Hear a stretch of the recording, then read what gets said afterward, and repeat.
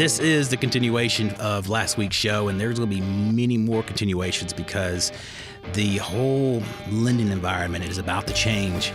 And as we discussed last week, a lot of things are not going to be that big of a deal, but then some of them are going to be monumental where it's going to turn the whole lending industry on its head. And it's going to take some time for everybody to figure it out. And I touched on last week, if you get on the freeway and there's no posted speed limit, and you don't know what you're supposed to do.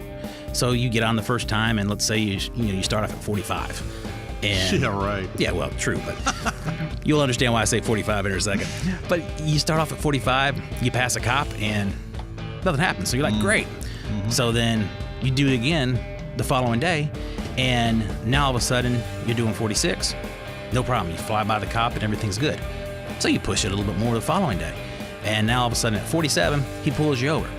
And that's the way all these guidelines are with the CFPB, and saying, hey, lenders and title companies, this is how you're supposed to work over the next for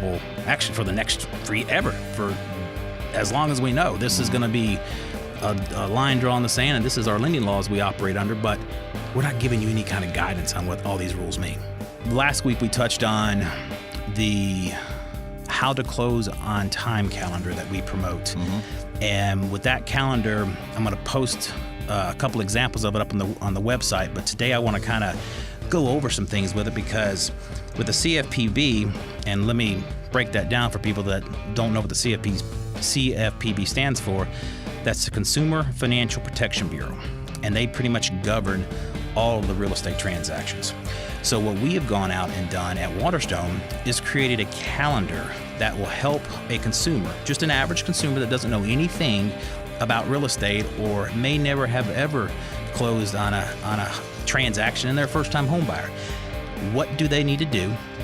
When do they need to do it? And what kind of surprises, if you will, or what kind of things outside of the mortgage transaction do they need to be concerned about or taken care of? So today's consumer is far more, I don't want to say internet savvy, but they're more real estate savvy just because of the stuff they can read on the internet. Everything's right there at your fingertips. And that's exactly where this calendar is. You can go right out to the websites, get it, and then just start playing around with it. There's so many moving parts in a closing.